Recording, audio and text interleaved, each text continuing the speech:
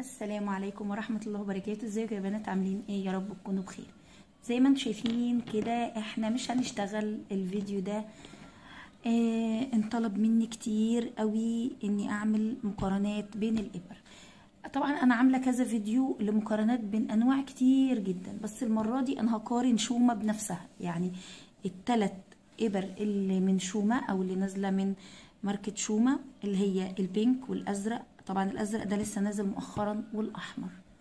تمام. الثلاث ابر ايه الفرق بينهم وانهي افضل وايه اصلا هي ابر شومه؟ لو انتي مش متابعاني اعملي لي متابعه او اشتركي في القناه واعملوا لي لايك للفيديو قبل ما نبدا كده. يلا نسمي بالله ونبدا مع بعض ونشوف ايه هي حكايه ابر شومه. ابر شومه زي ما احنا شايفين كده، البينك والاحمر والازرق. طيب ايه هي ابر شومه؟ ابر شومه هي اصلا في الاساس تقليد لابر التيوليب. دي التيوليب. تمام. ادي التيوليب البينك وادي الشومه البينك. طبعا التيوليب اهي وادي الشومه. هي زي ما قلنا ان الشومه تقليد التيوليب، ونجيب التيوليب الاحمر وادي الشومه الاحمر. طيب هنقول دلوقتي الفرق بين الشومه وبعضها. احنا مش بنقارن دلوقتي بينها وبين التيوليب، بس انا كنت بعرفكم ايه هي التيوليب للبنات اللي مش عارفين، وان شومه تقليد التيوليب. معنى ان هي تقليد التيوليب يبقى هي ابر تقليد وحشه؟ لا، هي مش وحشه ومش زي التيوليب. فدي احنا هنقول هي متوسطه، الابر المتوسطه. ماشي، يعني هي افضل بكتير جدا من الابر السيليكون العاديه بتاعت زمان. اشوف لكم ابره، دي ابره قديمه عندي، دي السيليكون العاديه خالص اللي هي بتيجي في العلب بتاعت زمان. الابره دلوقتي تقريبا ب15 جنيه حاجه كده. الابره دي ب15 جنيه، والشومه دلوقتي تقريبا ب110. ماشي، والتيوليب ب400. يعني طبعا هبقى غلطانه جدا لو قلت لك الشومه ام 110 زيها زي التيوليب ام 400 او زي السيليكون العاديه ام 15. تمام. طيب الابر الشومه الحمراء، اول ما نزلت الشومه الحمراء اهي، الهوك بتاعها اللي هو المكان الحديد ده، ماشي، او السلاح الحديد بتاعها، هو حلو وناعم وسلس وحلو في الشغل. لكن بالنسبه لي انا كأميرة مشكلتي كانت في مسكتها. الايد بتاعتها ضخمه تخينه بتوجع الايد. تمام. يعني انا بالنسبه لي كانت بتضايقني مسكتها. وطبعا الهوك بتاعها حلو وناعم، بس طبعا هو مش زي التيوليب، مش زي التيوليب، لكن مقرب منه، يعني قلنا زي ما ايه الوسط. طيب بعد كده الابر اللي هي البينك دي نزلت الاول الابر ام ايد تخينه كده، وبعدين عالجوا الموضوع وبقت تنزل البينك بمسكه ارفع من كده، فدي كانت حلوه. طيب عيب البينك بالنسبه لي ايه؟ انها او ده اللي حصل عندي في ابره من الابر، ان هي اتخلعت. وده طبعا ما بيحصلش نهائي في التيوليب، اللي في التيوليب الاحمر والبينك. تمام، ان هي اتخلعت. ماشي، لكن هي لا، هي مش اتخلعت بس هي انتنت. الحديده بتاعتها انتنت، هي كانت مقاس 3، الحديده بتاعتها انتنت، اللي هو الهوك هنا انتنى. طيب بعد كده طلع الازرق، وهو احدث حاجه اللي لسه نازل، شومه الزرقاء. طيب شومه الزرقاء هي انا لسه جايباها، لسه استخدمتها. طبعا انا ما حبيتش اعمل ريفيو عنها خالص غير لما استخدمها واشتغلت بيها بكره خيط كامله.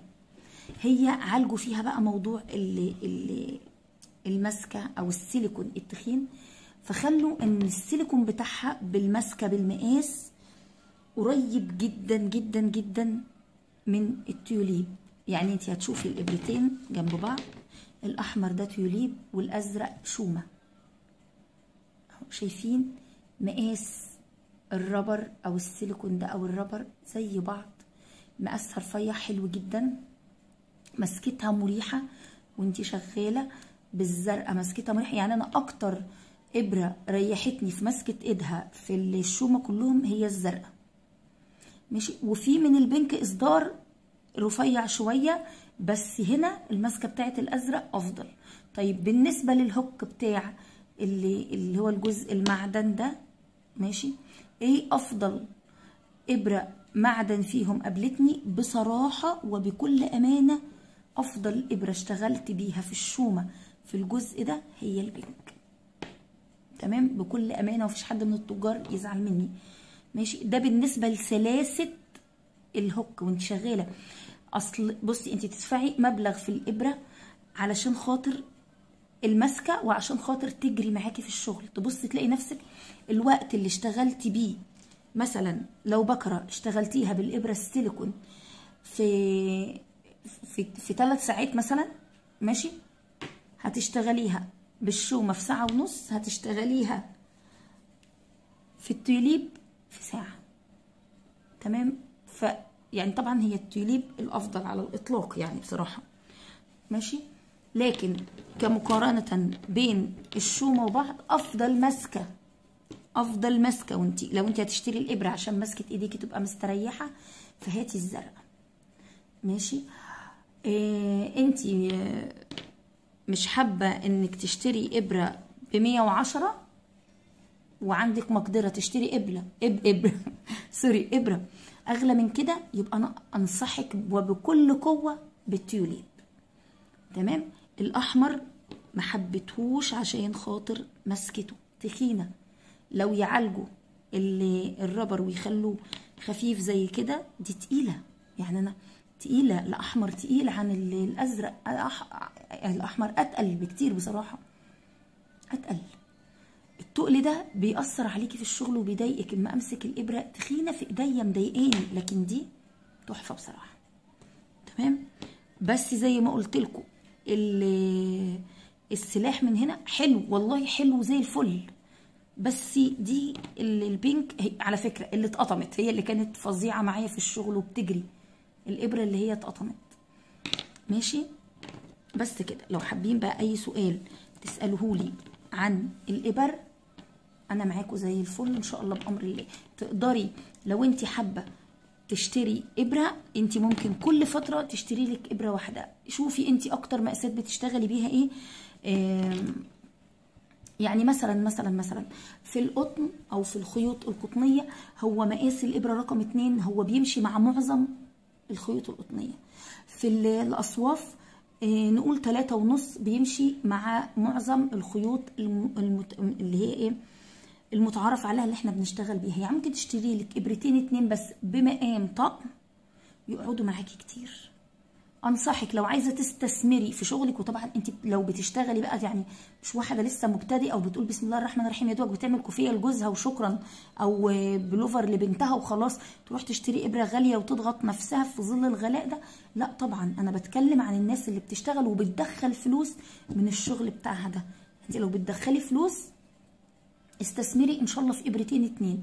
هاتي ابرتين محترمين، واحده مقاس 2 وواحده مقاس 3.5.